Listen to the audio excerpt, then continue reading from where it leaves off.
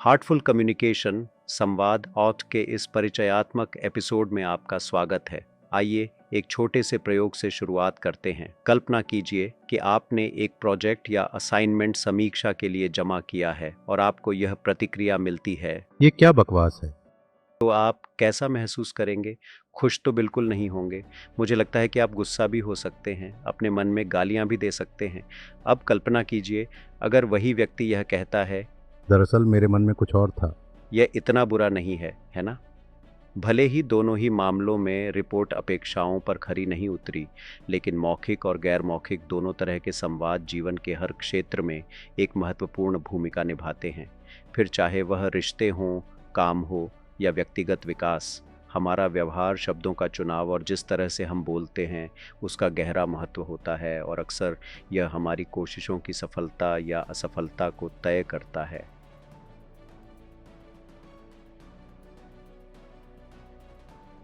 भाषा हमारी वास्तविकता बनाती है।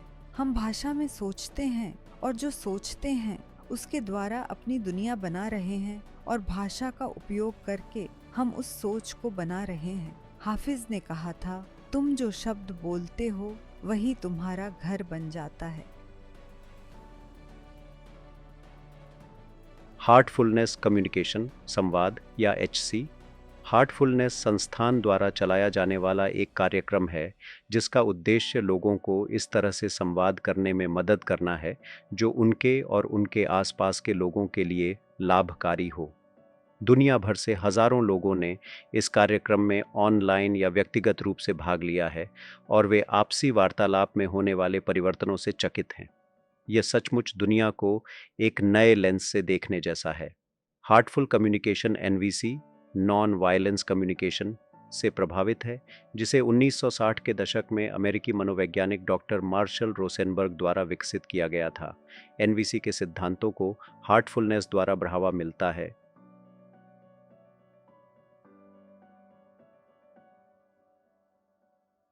जो चेतना के विकास के लिए एक प्राचीन भारतीय अभ्यास पर आधारित एक हृदय केंद्रित ध्यान की तकनीक है।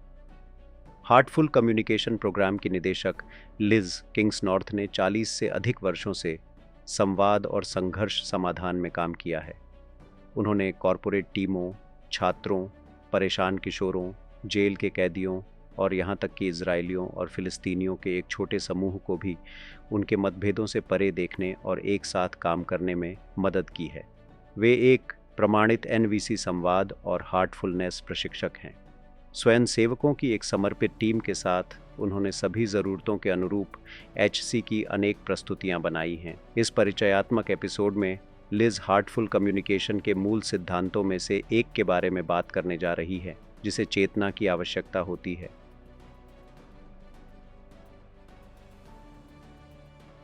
क्योंकि हार्टफुल कम्युनिकेशन में हम जिस पर ध्यान केंद्रित कर रहे हैं वह है मेरे और मेरे बीच और मेरे और दूसरे के बीच के संबंधों की गुणवत्ता।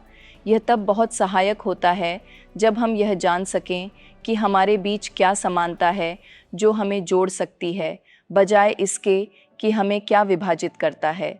तो हार्टफुल कम्युनिकेशन में चेतना को समावेशित करके हम लोगों के व्यवहार पर ध्यान केंद्रित नहीं करते हैं और न ही इस पर कि लोग क्या कर रहे हैं और क्या कह रहे हैं, क्योंकि यहीं पर हम चीज़ों से सहमत नहीं होते और यहीं पर लोग बहस करने लग जाते हैं।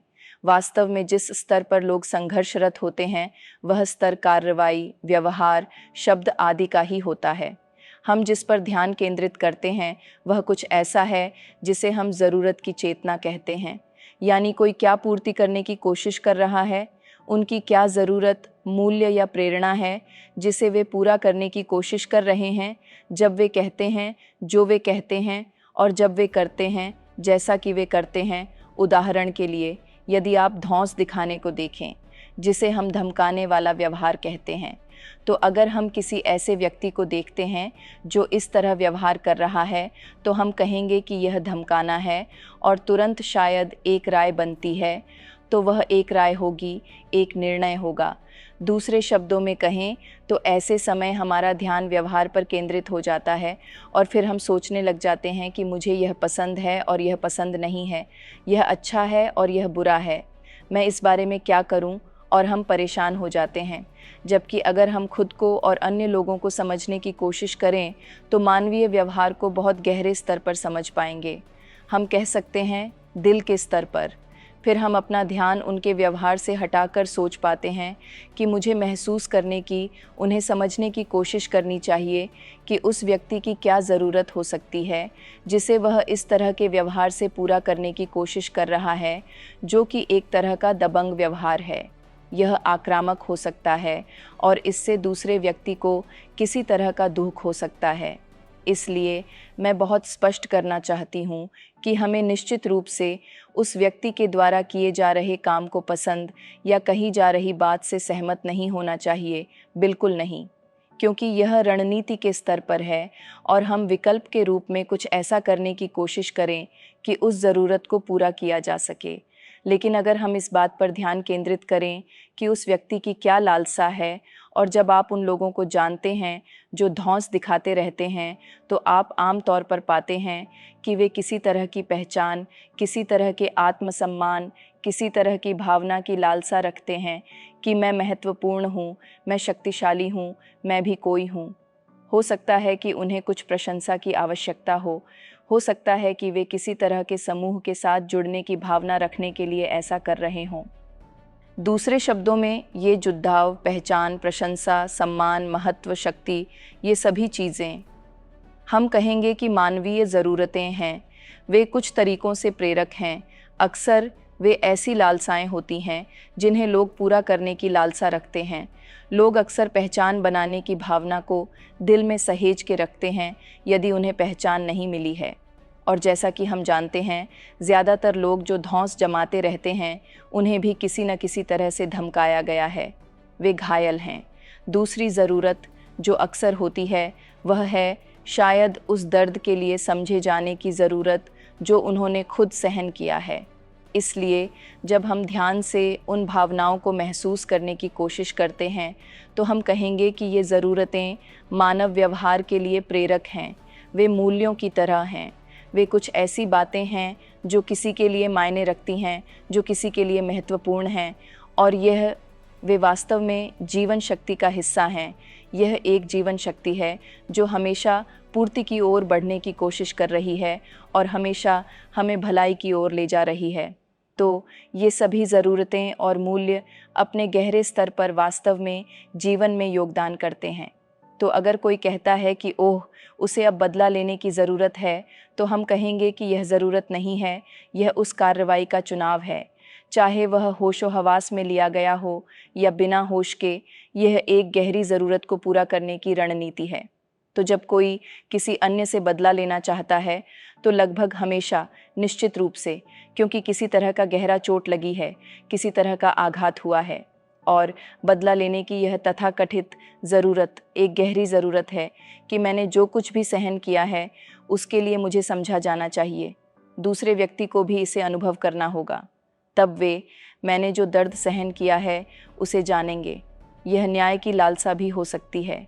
स्थिति में किसी तरह की समानता के लिए वह ऐसा करता है।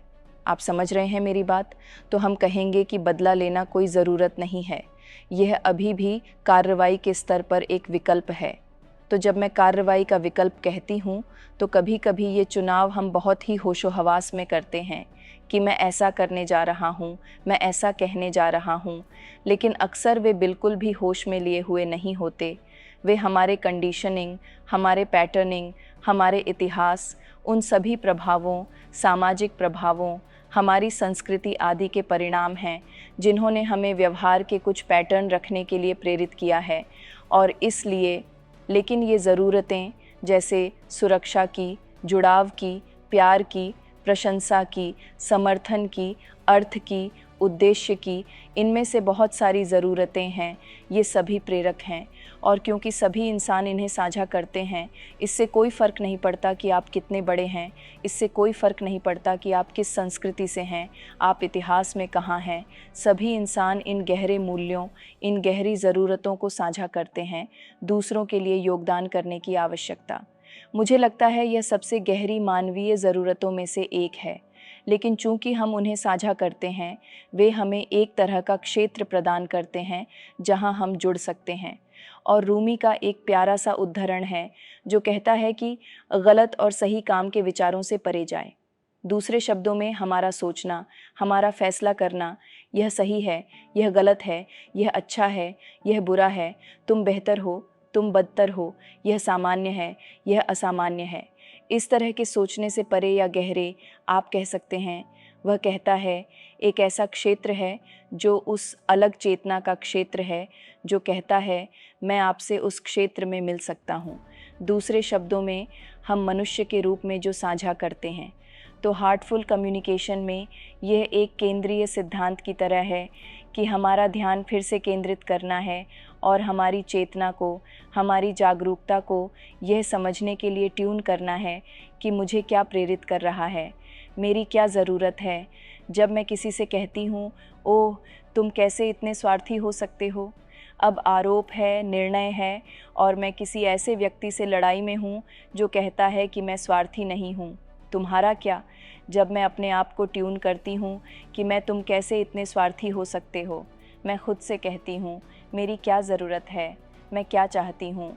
अगर मैं किसी से कह रही हूँ स्वार्थी, क्योंकि मैं वास्तव में उनके साथ किसी तरह का संबंध बनाना चाहती हूँ, मुझे कुछ विचारशीलता की उम्मीद है, मैं कुछ समर्थन चाहती हूँ।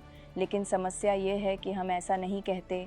आप जानते हैं, हम अभी नहीं कहते कि मैं थकी हुई महसूस कर रही हूँ और मैं बस कुछ समर्थन चाहती हूँ, और इसके बजाय आप मेरी मदद करें। हम कहते हैं कि तुम बहुत स्वार्थी हो, तुम हमेशा अपने बारे में सोचते हो, तुम सिर्फ वही करते हो जो तुम करना चाहते हो, समझ गए। तो हार्टफुल कम्युनिकेशन में बातचीत के ऐसे पैटर्न को सबसे पहले हम उन्हें पहचानते हैं, हम उन्हें गहराई से जानने का प्रयास करते हैं। हमें निर्णय, दोषारोपण, आरोप, मांग, लोगों को लेबल करने की जानकारी हो जाती है। आप एक नस्लवादी हैं, आप एक नारीवादी हैं, जो कुछ भी हो वे लेबल हैं।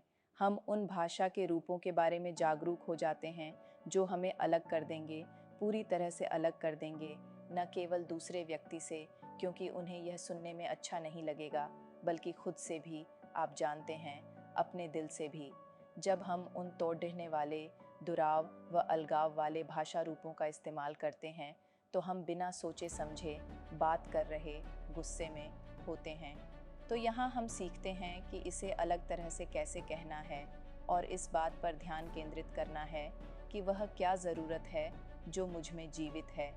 जैसे उस उदाहरण में कि मैं बस कुछ समर्थन या साथ चाहती हूँ, या मैं, यह कुछ भी हो सकता है, कुछ भी हो सकता। अपनी भावनाओं को कहने के लिए मैं ऐसा महसूस करती हूँ ना कि इसलिए कि आप ऐसे हैं, ये भावना नहीं है, ये आरोप का एक और संस्करण है।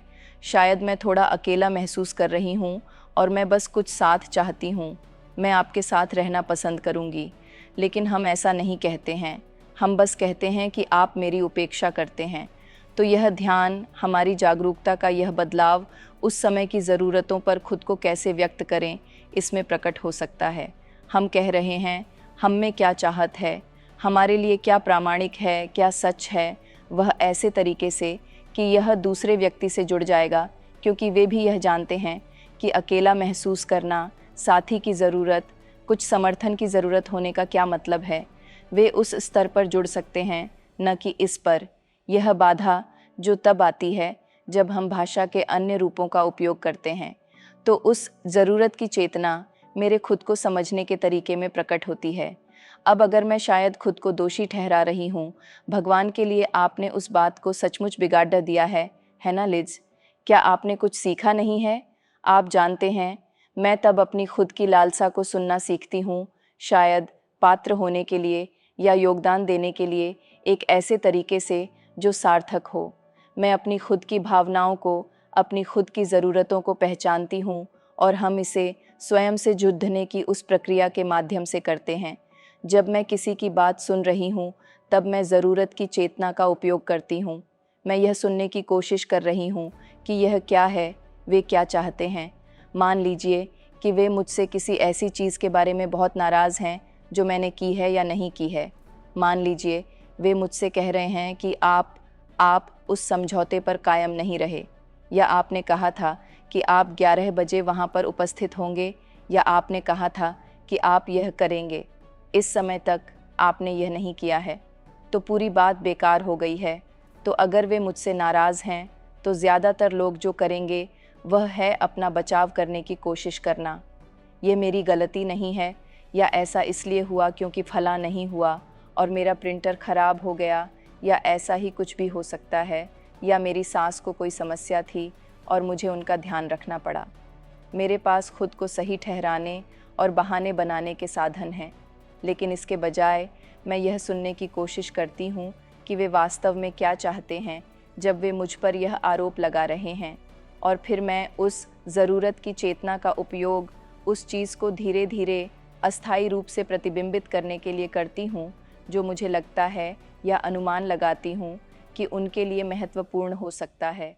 तो उस उदाहरण में जब यह आरोप लगाया जाता है कि आपने वह नहीं किया जो आपने करने के लिए कहा था और आप बहुत बहुत अविश्वसनीय हैं, तो मैं कह सकती हूँ कि ऐसा लगता है कि आप वास्तव में निराश हैं और आप चाहते थे कि हम समझौतों पर कायम रह सकें, कि मैं उन समझौतों पर कायम रहूँगा जो हमने किए थे, ताकि आपको एक भरोसा हो सके कि हाँ, आप मुझ पर भरोसा कर सकते थे। इसलिए मैं इस बात पर ध्यान देती हूँ कि वे क्या चाहते हैं, और निश्चित रूप से ज़्यादातर लोग इसकी उम्मीद नहीं करते। यह समानुभूति है, यानी उनके लिए महत्वपूर्ण चीज़ों से जुड़ने की कोशिश करना है। इस तरीके से ज़रूरत की चेतना भी प्रकट होगी कि मुझे कैसे प्राप्त होता है, दूसरे व्यक्ति में क्या भाव या ज़रूरत है, और मैं उनकी भावनाओं को कैसे सुनती हूँ और उनकी ज़रूरतों को कैसे समझती हूँ। इस तरह वह चेतना आपके सभी दैनिक वार्तालापों में गूंथी हुई हो, और एक तरह से आप कह सकते हैं कि यह मानव व्यवहार को एक अलग लेंस के माध्यम से देखने जैसा है, मूल्यों के लेंस के माध्यम से। उनकी क्या लालसाएं हैं, क्या ज़रूरतें हैं, और किसी भी क्षण कोई क्या करने की कोशिश कर रहा है, जब वे करते हैं जो वे करते हैं, और जब वे कुछ बोलते हैं वे क्या बोलते हैं। फिर भले ही वे क्या करते हैं या वे क्या बोलते हैं मुझे पसंद न आए, यहाँ मेरे पास अपनी चेतना को फिर से केंद्रित करने की संभावना है, और फिर जो होता है, और यही मेरा मतलब है, सैकड़ों और सैकड़ों लोग जिन्होंने हार्टफुल कम्युनिकेशन सीखा है, वे हमें बताते हैं कि यह दिल का खुलेपन और करुणा लाता है, क्योंकि अब वे किसी को दिल के स्तर पर समझ रहे हैं, बजाय इसके कि उनके प्रति मानसिक स्तर पर दिमागी तौर पर कोई राय कायम करें। इस तरह हार्टफुल कम्युनिकेशन का ज़रूरत की चेतना वाला पहलू उन पहलुओं में से एक है जो मुझे लगता है कि शायद हर कोई जो हार्टफुल कम्युनिकेशन कार्यक्रम करता है वह उसे एक परिवर्तनकारी कार्यक्रम कहता है। वास्तव में यह परिवर्तनकारी है क्योंकि यह उन्हें अपने आप से और अन्य लोगों के साथ जुड़ाव की भावना, गुणवत्ता खोजने में सक्षम बनाता है जो पहले नहीं था।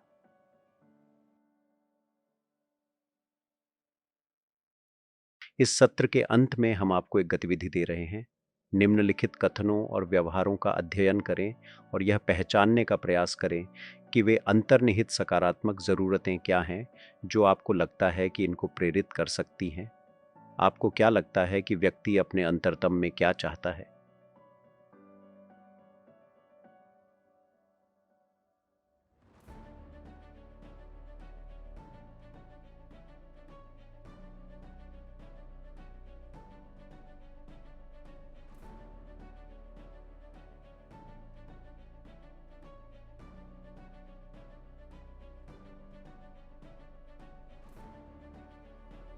ज़रूरतों की पहचान करने के इस अभ्यास का विस्तार कर आप अपने जीवन की स्थितियों में सकते हैं।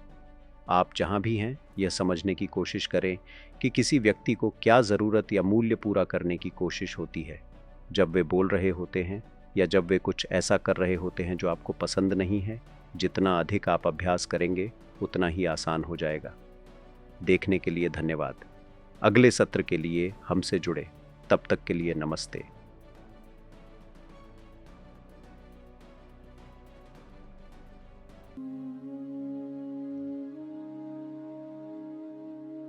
आराम से बैठ जाएं और अपनी आंखें धीरे से और कोमलता से बंद कर लें। महसूस करें आरोग्यकारी ऊर्जा पृथ्वी से ऊपर की ओर बढ़ रही है। आपके पैर की उंगलियों, पैरों और टखनों में। अपने पैर की उंगलियों को आराम मिलता हुआ महसूस करें। अपने पैरों को शिथिल करें।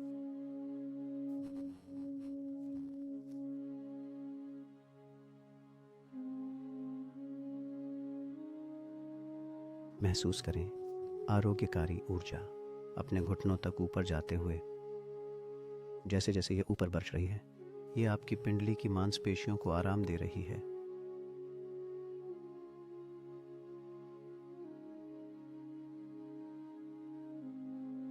महसूस करें ये ऊर्जा आपके घुटनों से सारा तनाव हटा रही है।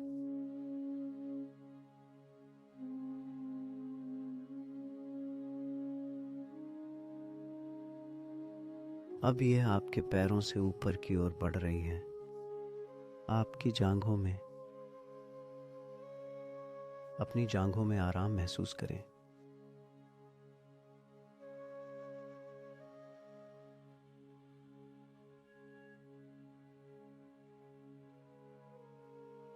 अब ऊर्जा आपके कूल्हों में प्रवाहित हो रही है और कमर में उन्हें आराम मिलता हुआ महसूस करें।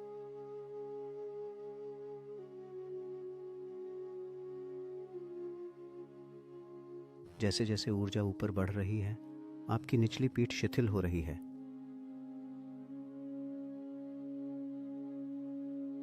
और आपका पेट।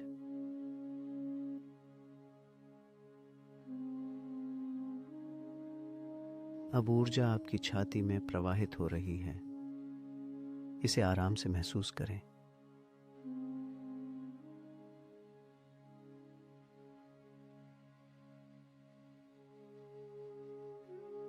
महसूस करें कि ऊर्जा आपकी पीठ की ओर बढ़ रही है और आपके कंधों में।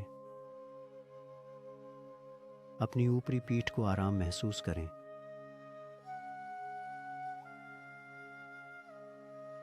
और महसूस करें कि आपके कंधे बस पिघल रहे हैं।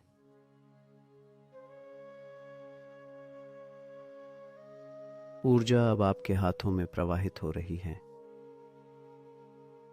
वे भी निश्चिंत हो रहे हैं।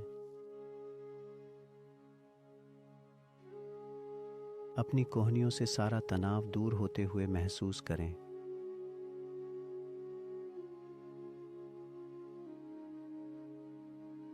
और जैसे जैसे ऊर्जा आपकी बाहों में प्रवाहित हो रही है, वे भी शिथिल हो रही हैं।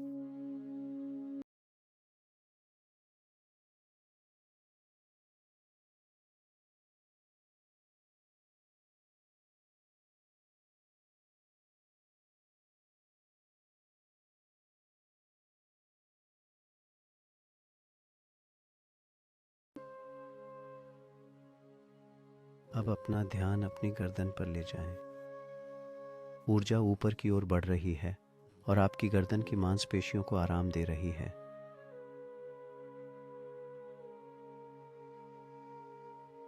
अब यह आपके चेहरे में प्रवाहित हो रही है। आपके जबड़े को आराम दे रही है और आपके मुंह को।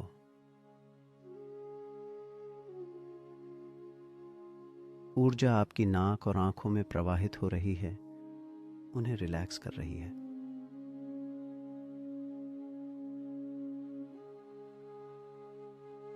आपके गालों की मांसपेशियां शिथिल हो गई हैं। आपके कानों के लोब को शिथिल महसूस करें।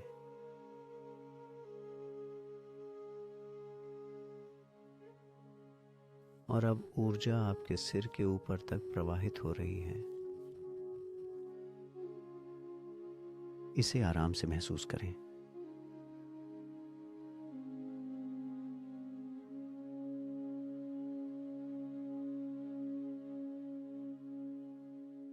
महसूस करें कि आपका पूरा शरीर आरामदायक स्थिति में है, सिर से लेकर पैरों तक।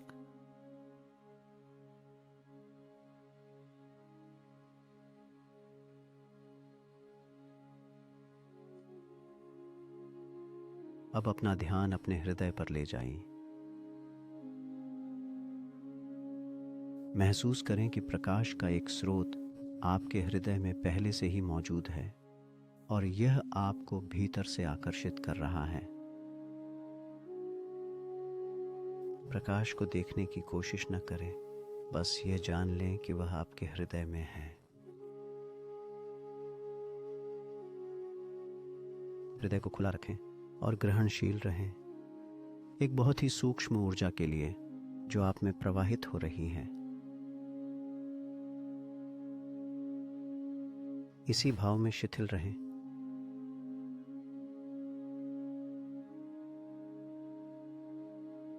यदि आप किसी भी समय अपनी जागरूकता को भटकता हुआ पाते हैं अन्य विचारों में, तो उनसे संघर्ष मत करिए, उन्हें वैसे ही रहने दीजिए।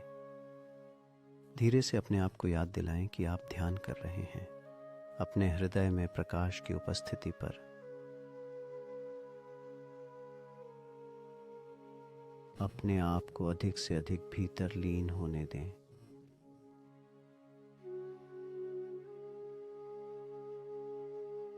जब तक आप आगे का मार्गदर्शन न सुन लें, तब तक लीन रहें।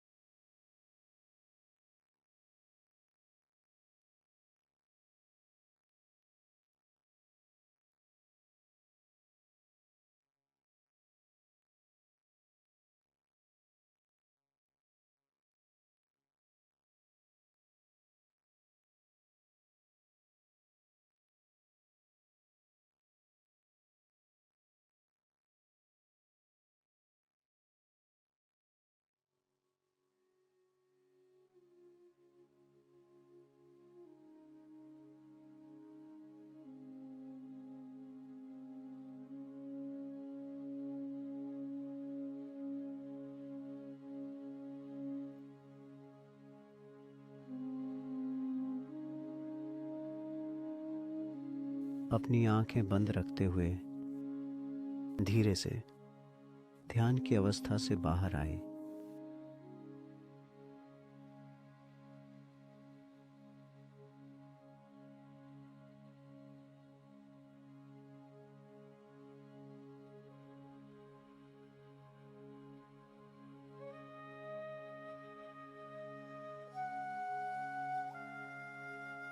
अब धीरे से अपनी आंखें खोलें।